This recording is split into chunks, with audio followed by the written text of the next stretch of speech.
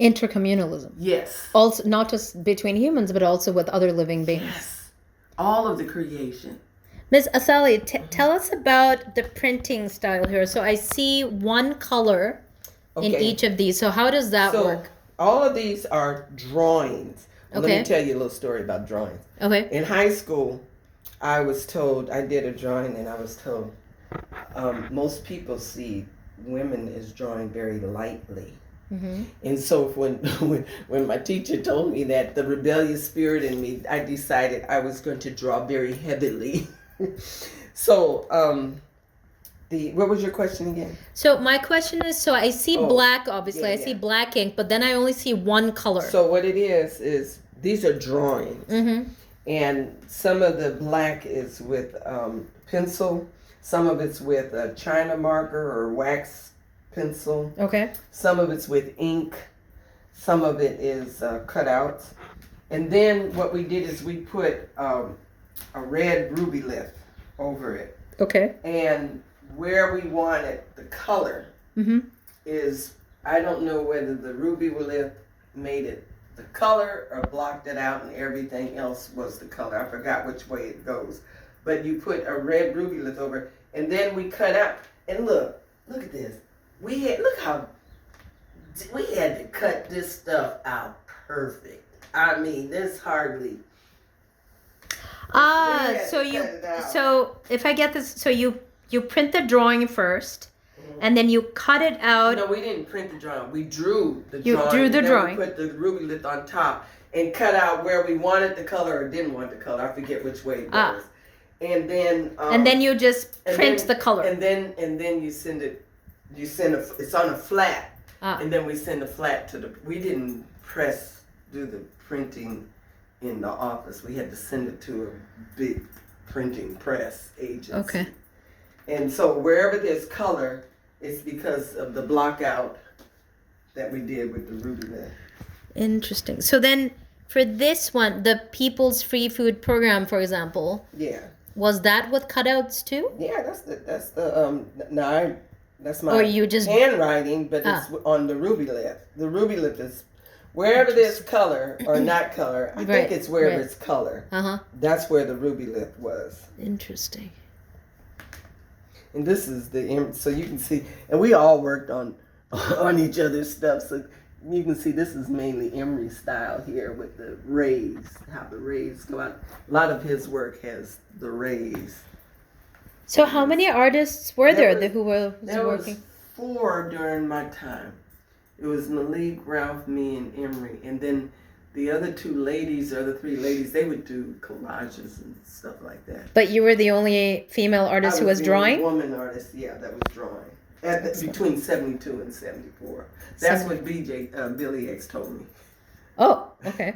Because he does the newspapers all over and everything. So, and I think somebody pointed it out to him, and then he pointed it out to me. I was like, for real?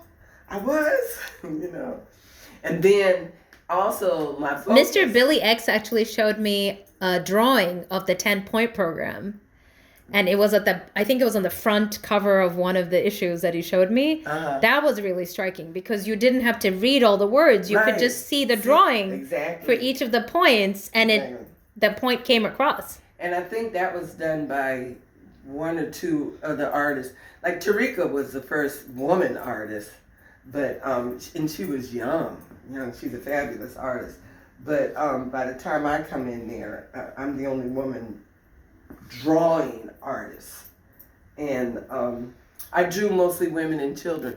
This lady told him at an exhibit that he had of the newspapers, and so when I was researching my images that I drew for the 50th anniversary, I went to the Oakland Public Library and I was going through it, looking at I was like, I did. I drew mostly women and children. I mean, I drew others, but mostly it's women and children.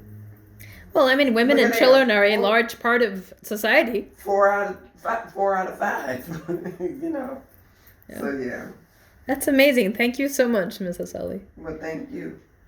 And I don't know, like, this is still one color. I don't know why. Oh, we had screens. So you got the ruby lip for the color, and then we had what they call screens to make it light and dark and all that other stuff. Okay. Yeah. Nice. It's interesting. I've forgotten most of that. And these were typeset, right? The text? Yeah. So typesetting back then was each letter had a metal piece. Oh no. This is we had computers. Oh. In the early 70s? They were this tall. Okay. All right. When I sat down, it was taller than me. And we had to use a lot of codes to get the words. And then the articles would come out on a strip of film. The words would come out on a strip of film, and then we'd cut it out and put it together. Yeah. Interesting. This is the computers were just getting started. In the early 70s? Yeah. Interesting. People were, my sister, she's 13 years older than me. She was a programmer for Lawrence Radiation Lab. And I think that was, so computers then were as big as rooms, Like they were showing in the movie Hidden Figures, where some of the first programmers were black women. Yeah, exactly. And look when that was. So that was 60s, I think. That was early 60s. And my sister was one of the early programmers. And then here I come, and I'm learning how to type. I know how to type in school, because I learned that in school.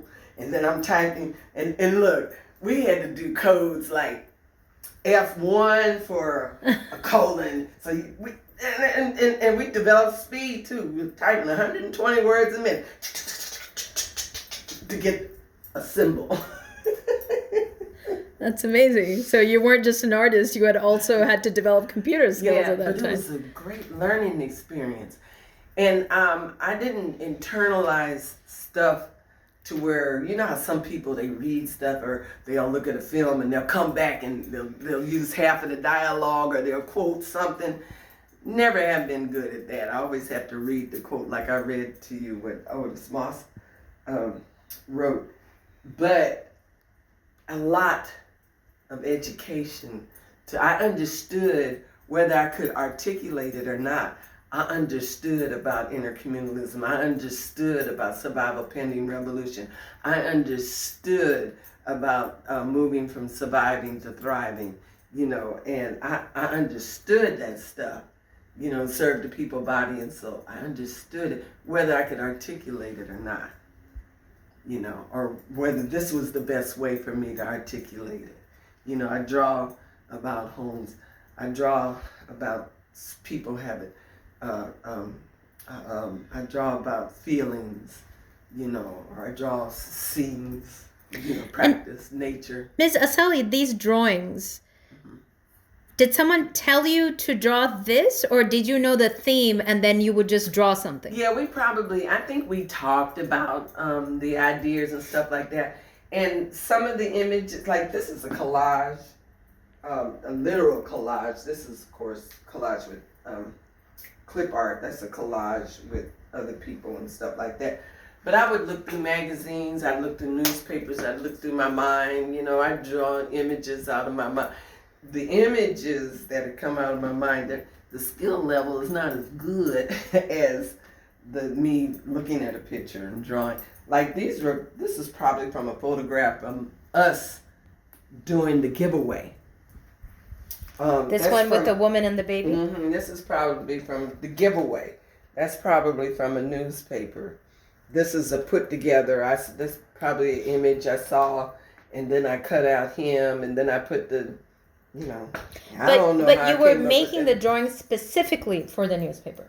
These were not for another purpose. Oh, no. This is just for the back pages of the newspaper. And the 90% of, all of them, they communicate one of the 10-point platform programs. They free end to police brutality, quality housing, food, shelter, end of political prisoners, education that teaches our true nature and history in the society, the truth about this society. Did you hear about they do books for the school system, McGraw-Hill, and I tell you, God is good, because they printed this lie, this blatant lie about the history, about slavery, in their books that they distributed to the schools to teach kids about the history of the United States, which was slaves learned a skill.